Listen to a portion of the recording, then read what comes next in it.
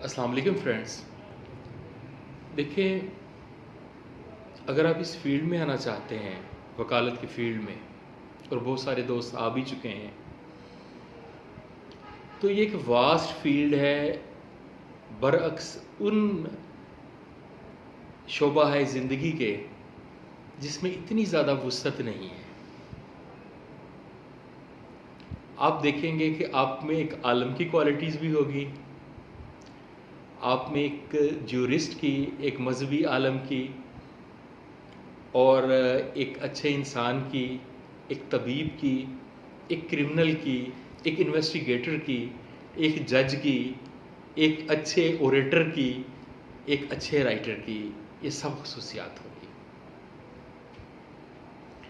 आप जब भी प्रोफेशन का इंतखाब करना चाहे, अगर आपने लॉ किया है तो अब आप जहन में ये रखेंगे कि फिर लॉ ही आपके मुकद्दरों में है, इसी से आपने रोटी रोज़ी कमानी है। किस तरह से?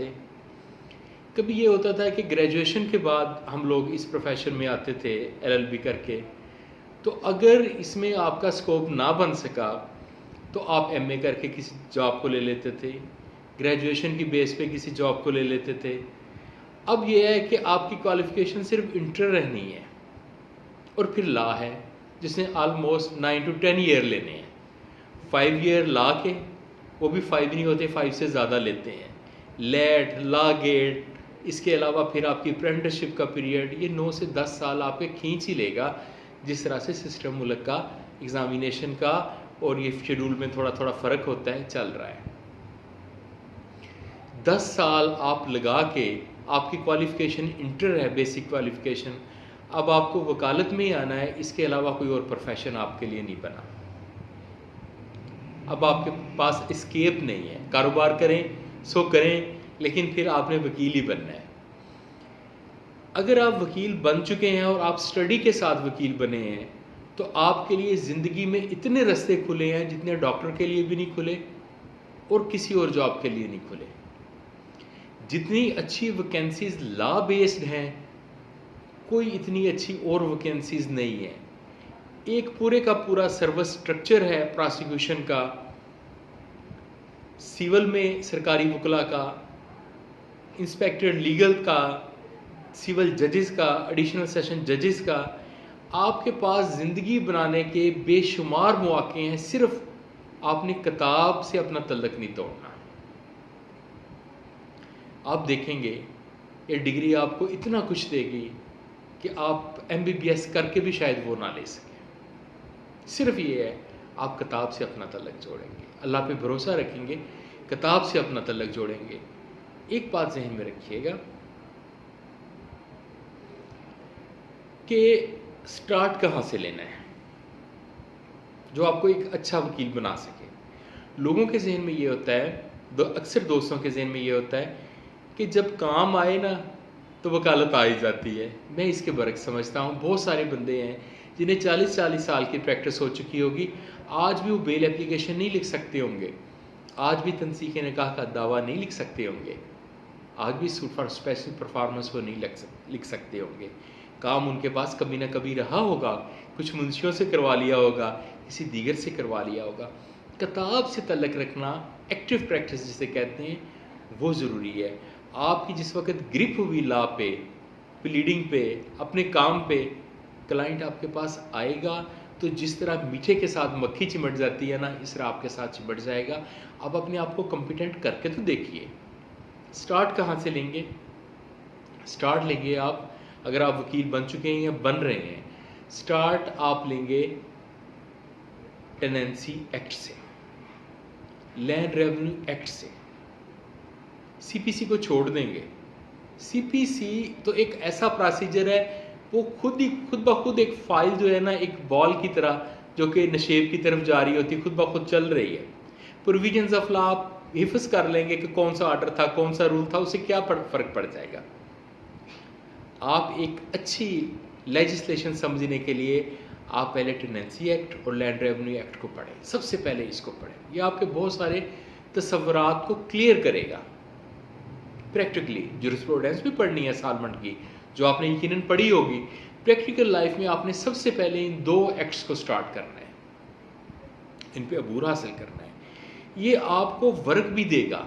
आप कई ऐसे शोबा हाय मामलात हैं जिनमें लिटिगेशन नहीं हम डेवलप कर पाए, किस वजह से कि हम इन 2 एक्ट से आगाह नहीं हैं। मैंने ज़िंदगी में जिन कवानीन से आगाज़ किया था वो यही कवानीन थे। मुझे लगता था कि यार मेरे फादर नहीं है, मेरा कोई भाई नहीं है, मैं माशरे में कमज़ोर हूँ, बेइंतहा कमज़ोर हूँ। जिस तरह ख़ज़ां में से एक पत्ता गिरता है ना टूट के दरख्त से, मेरा वो हाल है। मैं समझता था नॉलेज इज़ पावर, मुझे कानून के हिसाब से अपने आप को ताकतवर बनाना है। तो मैंने इन 2 एक्ट्स से काम स्टार्ट किया था। आप भी इन 2 कवानीन से काम स्टार्ट लें, फिर आगे हैं।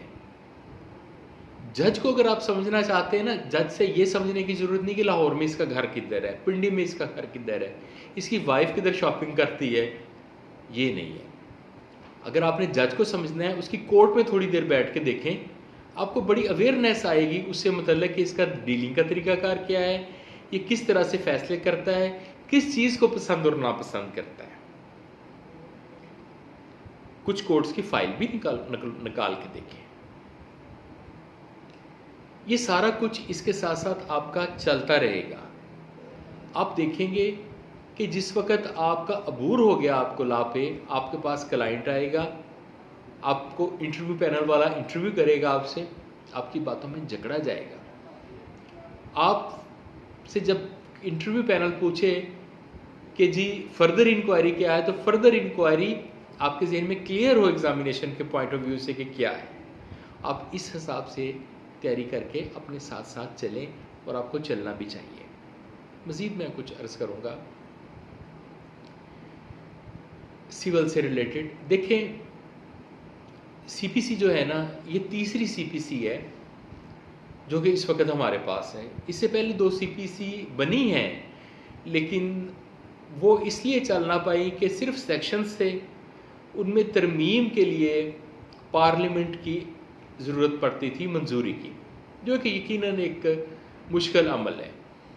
तो इस वजह से ये सीपीसी बनी 1908 में, जिसका पहला पार्ट जो था वो पार्लियामेंट पे छोड़ दिया गया सेक्शंस की वजह से कि इनमें अमेंडमेंट जो कौन करेगी, इनमें सिर्फ पार्लियामेंट करेगी या लेजिस्लेटर करेगी।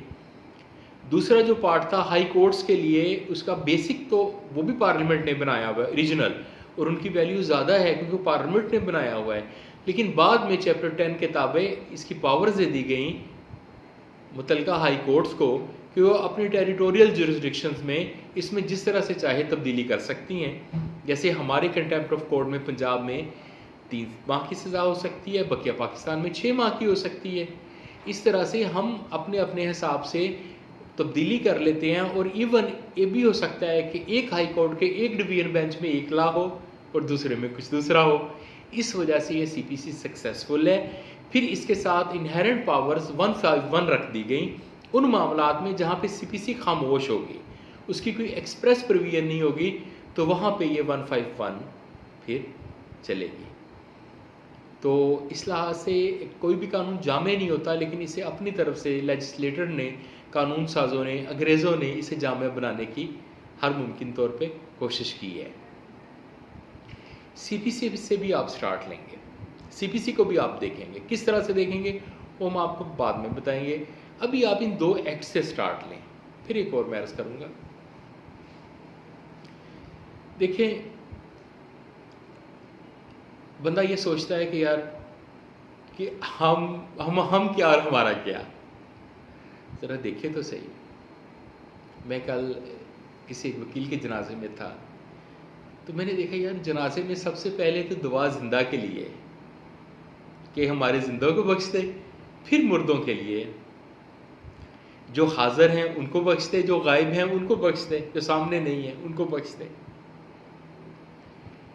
फिर मैंने देखा कि यार आप नमाज को देखिए, नमाज में दुआ है हम सब के लिए, और जहाँ पे आल का जिक्र है, आल इब्राहीम और आपकी आल, तो नबी पाक सल्लल्लाहु अलैहि वसल्लम तुम में से मर्दों के बाप तो नहीं हैं, लेकिन आप याद करें कि हज़रत लूत अलैहिस्सलाम ने कौम की बेटियों को अपनी बेटी करार दिया था। तो नबी पाक सल्लल्लाहु अलैहि वसल्लम तुम में से किसी मर्दों के बाप नहीं है, लेकिन कौम के लिए वो मिसल बाप ही हैं, कौम के लिए वो नबी हैं। तो जिस तरह हज़रत लूत अलैहिस्सलाम ने बेटियों को, कौम की बेटियों को बेटी कहा था, ये जिस वक्त आप दुरूद शरीफ पढ़ते हैं तो ये सबको अपने हाथे में लेती है, आप सब पे दुरूद शरीफ पढ़ रहे होते हैं। आप जिस भी इस्लाम की आप देख लें, सारी की सारी इज्तमाइयत का दर्स देती है। एक फ़ायदा पढ़ने वाले को है, उसके साथ साथ 10 फ़ायदे में से 9 फ़ायदे अपनी दीगर उम्मत के अफराद के लिए हैं। शिरक करते हैं, तब तावीज़ गंढे लेते हैं, और लोगों के पास जाते हैं, दुआ करवाते हैं, दीगर मामलात होते हैं। कब्र पे हो सकता है सजदा रेजी भी गलती में कर रहे हो अपनी तरफ से। अगर आप पंजगाना नमाज़ पढ़ते हैं तो पहली जो सूरह फातिहा है वो एक्सप्रेसली आप अपनी कल्ब और यकीन से पढ़ रहे होते हैं, वो शिरक का उसमें कोई लफ्ज़ नहीं है। तो इसका मतलब ये हो गया कि अगर बंदा पंजगाना नमाज़ पढ़ रहा है, कहीं से उससे गलतियां भी हो रही हैं, और शिरक ऐसा गुनाह है कि सूद से भी बदतर है, क्योंकि इसकी माफ़ी नहीं, तो आप पंजगाना नमाज़ पढ़ रहे हैं तो साथ साथ वो भी धुलता जा रहा है अल्लाह ताला के करम से, क्योंकि जो आपने अमल किया आपका पुख्ता जहन नहीं था। लेकिन जब आप नमाज़ पढ़ रहे हैं तो आपकी इसकी नमाज की सदाकत पे आपका पुख्ता जहन मौजूद है। गुफ्तगू रहेगी। अल्लाह हाफ़िज़।